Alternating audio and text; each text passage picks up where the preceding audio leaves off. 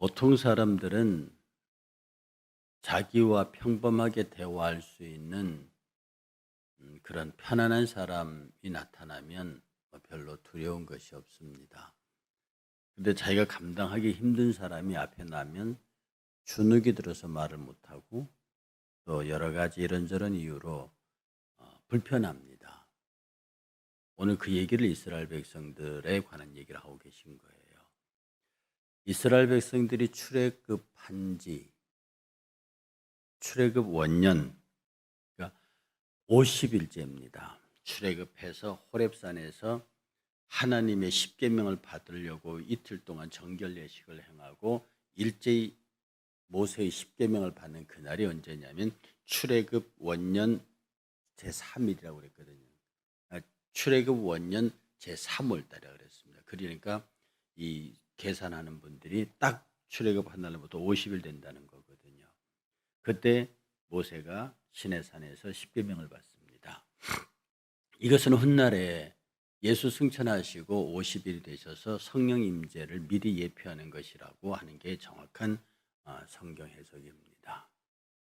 어쨌든 모세가 출애굽 50일 되는 해에 50째 되는 날에 시내산에서 십계명을 받는데 붉은 구름, 큰 불이 호렙산을 다 덮었어요. 이 역시도 불같은 성령의 임재가 오순절에 있다고 하는 신약의 현상과 이렇게 같이 맞아떨어집니다. 그래서 꼭 여러분 구약은 신약과 짝을 이룬다고 이 호렙산에서의 십계명이 받는 사건은 훗날에 예수 그리스도 승천 이후에 오순절 되는 날에 오순절 성령 강림 사건과 딱 짝을 맞추어 줄 수 있습니다. 큰 불이 호렙산 전체를 덮고 있고 하나님의 위엄이 나타나게 이스라엘 백성들이 쉽게 말해서 기가 질려버린 거예요. 무서워서. 그래서 이스라엘 백성들이 뭐라고 말하냐면 16절에 이렇게 말합니다. 이것은 곧 내가 총회의 날이고 50일째 출애굽 50일째 되는 날입니다. 호렙산에서 내 하나님 여호와께 구한 것이라. 이스라엘 백성들이 모세에게 한 말이에요. 곧 내가 말하기를 내가 다시는 내 여호와 하나님 여호와의 음성을 듣지 않게 하시고 다시는 이 큰 불을 보지 않게 하셔서 두렵건대 내가 죽을까 하나이다. 하나님이 이스라엘 백성에게 직접 말씀하시기를 원하셨고 직접 보여주시기를 원하셨어요. 그런데 그것을 바라본 이스라엘 백성들이 죽을 것 같거든요. 너무 어마어마한 광경이라. 그래서 모세 보고 다시는 이 음성, 이 광경을 우리가 보지 않게 하소서. 그냥 당신이 말씀하세요. 당신이 하나님에게 받아서 그걸 우리에게 전해주세요. 우리가 그걸 듣겠습니다. 이렇게 얘기를 했는데 하나님께서 모세가 이스라엘 백성들의 얘기를 하나님 앞에 전달했을 때 하나님이 그 말이 옳다고 하는 거예요. 그 말이 충분히 이해가 되신다 그런 뜻입니다. 그래서 뭐라고 말하냐면 18절에 내가 그들의 형제 중에서 너와 같은 선지자 하나를 그들을 위하여 일으키고 내 말을 그 입에 두리니 내가 그에게 명령하는 것을 그가 무리에게 다 말하리라. 이렇게 해서 선지자라는 직이 세워지면서요. 선지자의 시작이 여기입니다. 선지자라는 직이 세워지면서 선지자는 하나님의 말씀을 전하는 전령이자 대언자가 됩니다. 그런데 문제가 생겨요. 19절에 누구든지 내 이름으로 전하는 내 말을 듣지 않은 자는 내게 벌을 받을 것이요 만일 어떤 선지자가 내가 전하라고 명령하지 아니한 말을 제 마음대로 내 이름으로도 전하든지 다른 신들의 이름으로 전하면 그 선지자는 죽임을 당하리라 이렇게 말씀합니다. 이제 중간에 전달자가 생겼잖아요. 하나님이 직접 말씀하시면 말씀 배달 사고는 없는데 이게 한 사람을 거쳐가는 거기 때문에 이 사람이 자기 마음대로 전하거나 하나님의 말씀을 다른 신들의 이름으로 전하는 일이 생길 거고 그럼 이스라엘 백성들은 저게 참 선지자 맞아 아니요? 이렇게 이 퀘션 마크를 붙이는 현상이 벌어진다는 거죠. 당시 이스라엘의 선지자들이 꼭 하는 말이 있습니다. 쉐마 이스라엘 호 하마르 야훼 이런 말이 있습니다. 쉐마 이스라엘 이스라엘아 들어라. 호 하마르 야훼 여호와께서 말씀하시느니라. 이 말씀을 꼭 하고 말을 전했습니다. 이 말은 내 말이 아니요 하나님의 말이다. 그러니까 그 쉐마 이스라엘 하면 이스라엘 백성들 다 일어섰습니다. 이스라엘아 들으라 여호와께서 말씀하신다. 그럼 이스라엘 백성들이 전부 일어서서 그 말씀을 받고 다 들은 다음에 아멘 했습니다. 이스라엘 백성들이 말하기를 하나님 말씀하시기를 그렇게 쉐마 이스라엘 호하마리 야훼에서 말씀을 전했는데 그 말을 안 들으면 간단합니다. 너희가 그 말을 듣지 아니한 자는 내게 그에게 벌을 내릴 것이다. 내게 벌을 받을 것이다. 근데 말을 안 들었으니까 벌을 받는 건 당연한데 문제는 만일 어떤 선지자가 말을 전하라고 했는데 내가 전한 말을 그대로 안 전하거나 또 그대로 전했는데 다른 신들의 이름을 전하면 그 선지자는 죽는다 그랬어요. 내가 전한 말을 전하라고 한 명령한 말을 제 마음대로 내 이름으로 전하든지 다른 신들 이름으로 말하면 그 선지자는 죽임을 당할 것이다. 이 말씀 전하는 자들의 가장 큰 고통이 뭐냐 하면 성경에 있는 내용을 그대로 얘기하는 게 참 어렵습니다. 여러분 쉬울 것 같죠? 제가 농담으로 자주 그러잖아요. 의사들이 제일 많이 듣는 얘기가 뭐냐면은 병원 들어올 때 괜찮았는데 왜 지금 이러냐? 수술하기 전엔 괜찮았는데 왜 이렇게 됐느냐? 이게 의사들이 제일 많이 듣는 말이죠. 목사들이 제일 많이 듣는 말이 왜 나보고 얘기하십니까? 그 얘기를 제일 많이 듣습니다. 그 설교 저보고 하는 얘기죠. 이렇게 해서 바로 A는 A라고 직설적으로 얘기하게 되면 많은 사람들이 상처를 받습니다. 그것 때문에 목사들이 설교자들이 함부로 말씀을 액면 그대로 갖다 전하기가 결코 쉽지 않습니다. 이 역시도 자칫하면 가짜 설교자라는 소리를 들을 수 있는 거죠. 그 백성들의 성도들의 반란이 두려워서 말을 못하는 것. 그런데 이게 성경은 죽으리라고 되어 있다고요. 그러니까 이게 설교하는 일이 목숨 걸고 해야 하는 일인 건 맞는 겁니다. 그리고 다른 신들의 이름으로 말하면 이 역시도 여기는 지금 당시 다른 신들로 예언하는 사람들이 많이 있었어요.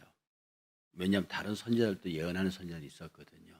그러니까 이게 하나님의 말씀인지 세상 말인지를 구별 못하게 만든다는 뜻입니다. 그래서 예수님의 한 말도 되고 세상의 한 말도 되고 섞어가지고 둘이 섞어서 듣는 사람으로 하여금 굉장히 헷갈리게 만드는 거예요. 하나님의 말씀과 세상 말을 섞지 말라는 말이고요. 하나님의 말씀을 있는 그대로 액면 그대로 전하라. 그렇게 하지 아니하면 너는 죽는다. 이렇게 되어 있습니다. 그래서 말씀 전하는 자들의 사명은 죽고 삶의 문제와 연결되어 있습니다. 그리고 말씀을 듣고 순종하지 않는 자에게는 하나님의 벌이라고 하는 관계가 있어요. 그런데 역으로 백성들이요. 내가 마음속으로 이르기를 야, 그 말이 여호와의 말씀인지 아닌지 우리가 어떻게 알겠느냐. 왜냐하면 전달자니까요. 그리고 전달자가 믿음지 않을 테니까요. 그러니까 이게 무슨 뜻이냐면 우리가 어찌할 이 말은 그 사람이 하나님께서 보낸 참 선지자와 거짓 선지자를 우리가 어떻게 구별하겠습니까? 이 말입니다. 그 사람이 하나님의 말씀을 전했다는데 저 사람이 하나님의 사람인지 아닌지를 어떻게 구별합니까? 라고 말한다는 거죠. 이때 하나님의 대답이 뭐냐면 만일 선지자가 있어 여호와 이름으로 말한 일에 증험도 없고 성취함도 없으면 이는 여호와의 말씀하신 것이 아니요 제 마음대로 말한 한 말이니 너는 그를 두려워하지 말지니라. 지금은 이 시대는요 성경이라는 게 있습니다. 하나님의 말씀이라고 여러분이 넉넉히 읽어 이해할 수 있는 하나님의 말씀이거든요.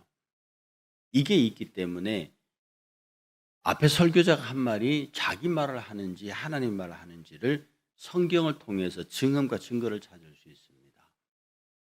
그래서 제가 잘 쓰는 말이 뭐냐면 내가 무슨 말을 하더라도 제가 설교자로서 무슨 말을 하더라도 성경에 그 말이 있으면 아무리 기분 나빠도 아무리 속상해도 아멘 해야 할 것이요. 내가 무슨 말을 하더라도 그 말이 성경에 없으면 그 말은 무시해도 된다는 뜻입니다. 왜냐하면 성경에 증거가 있고 증언이 있기 때문에 그래요. 그런데 당시 이 하나님 말씀하시던 이 구약 시대에는 성경이라는 게 없었습니다. 여러분이 들고 있는 구약이라는 게 편집돼서 인쇄한 게 그게 오래지 않거든요. 예전 전부 다 오럴 트래디션이라고 구전으로 전해 내려오는 거예요.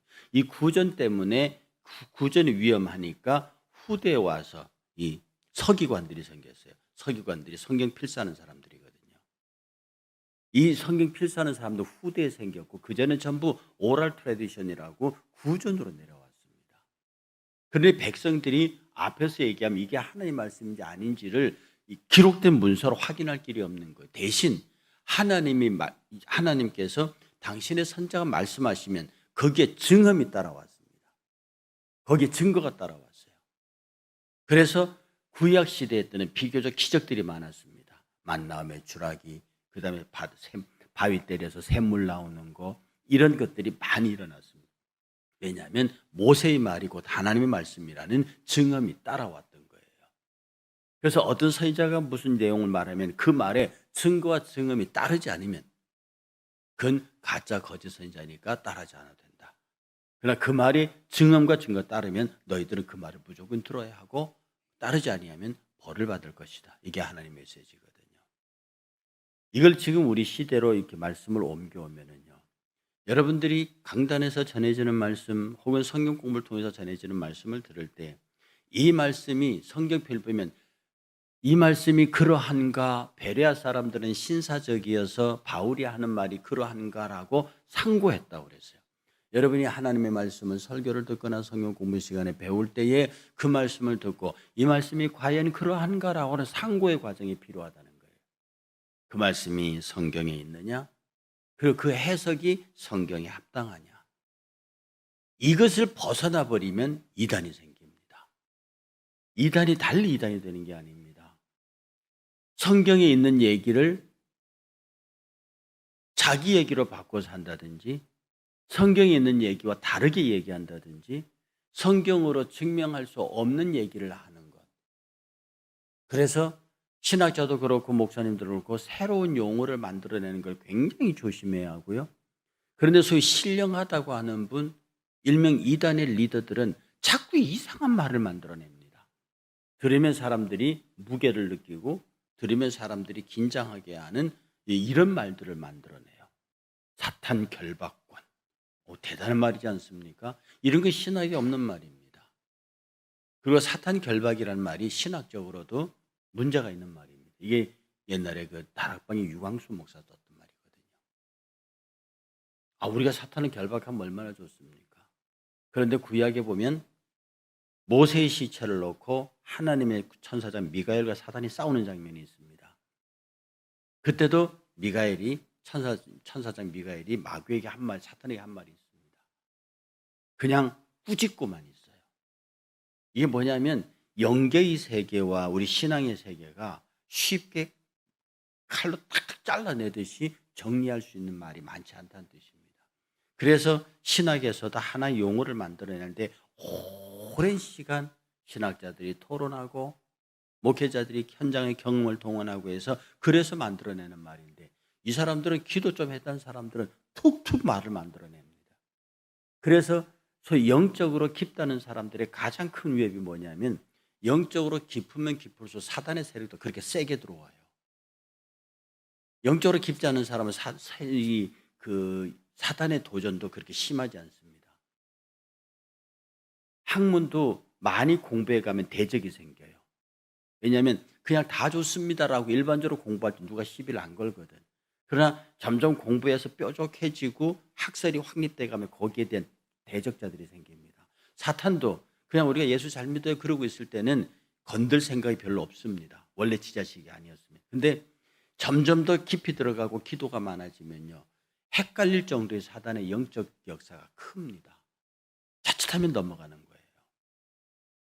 그래서 우리가 하나님의 말씀인지 아닌지를 구분할 때에 할 수 있거든 그 말이 성경에 있느냐, 할 수 있거든 그 말씀이 성경에 부합하냐고 내가 여러분 기도하는 시간에 비례해서 성경을 읽고 들어가고 성경에 대해서 대답을 얻으려고 노력해야 합니다. 사람이 옛날에 그 박태선 씨 같은 경우에 시작이 뭔데요? 그 양반이 정말로 기도 많이 했던 사람 나중에 어디 가느냐 앉아서 호흡을 합니다. 하면서 성령을 들여마시다 뺐다 막 이런다고 그랬다고요. 주변의 사람들이 얼마나 겁이 나고 신기하겠습니까?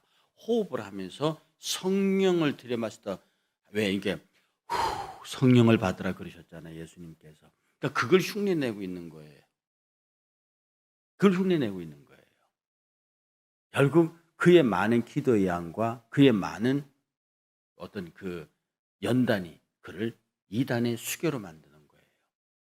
그러니까 어떤 부분에서 기도의 양이 쌓이면 쌓일수록 더 철저하게 겸손해지.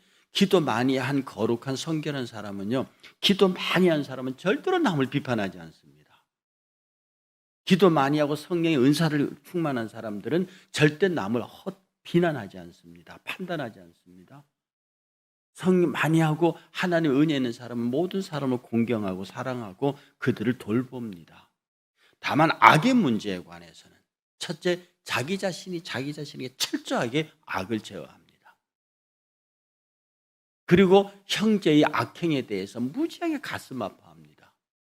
저게 내 허물이라고 생각해요. 저게 내 기도 제목이라고 생각하는 거예요. 그런데 악한 영의 역사는요, 상대를 비난합니다. 정죄합니다.